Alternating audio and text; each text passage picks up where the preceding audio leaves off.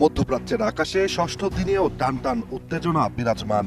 ইরানের সামরিক বাহিনী দাবি করেছে গত ২৪ ঘন্টায় তারা ইসরায়েলের ২৮টি আক্রমণকারী লক্ষ্যবস্তু শনাক্ত ও ভূপাতিত করতে সক্ষম হয়েছে, যার মধ্যে একটি ছিল ইসরায়েলি হারমেস গোয়েন্দা ড্রোন। এটি ইরানের সংবেদনশীল অঞ্চল পর্যবেক্ষণ করছিল।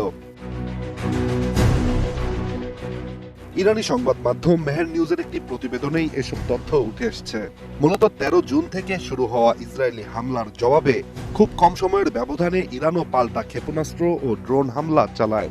এরপর থেকেই উভয় পক্ষ পাল্টাপাল্টি আঘাত চালিয়ে যাচ্ছে। এ পর্যন্ত দুই দেশেই নিহত এবং আহতের খবর প্রকাশিত হলেও নিজেদের ক্ষয়ক্ষতির পরিমাণ সীমিত বলেই দাবি করছে ইরান ও ইসরায়েল। তবে ইরান কর্তৃপক্ষের নতুন এই দাবির পক্ষে কোনো স্বাধীন বা স্যাটেলাইট যাচাইকৃত প্রমাণ এখনো পাওয়া যায়নি।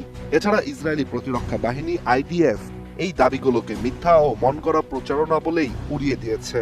আইডিএফ মুখপাত্র ব্রিগেডিয়ার জেনারেল এফি ডেফরিন জানিয়েছেন, ইসরায়েল তেহরানের আকাশে পূর্ণ আধিপত্য অর্জন করেছে, কোনো ইসরায়েলি বিমান ক্ষতিগ্রস্ত হয়নি।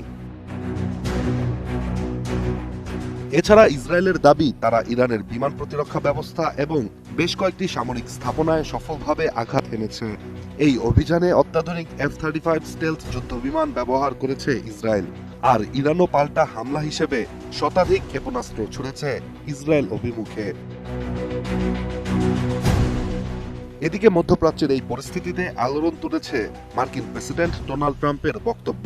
নিজের সামাজিক যোগাযোগ মাধ্যমে পোস্ট দিয়ে তিনি দাবি করেছেন, যুক্তরাষ্ট্র ইরানের সর্বোচ্চ নেতা আয়াতুল্লাহ খামেনির অবস্থান জানে।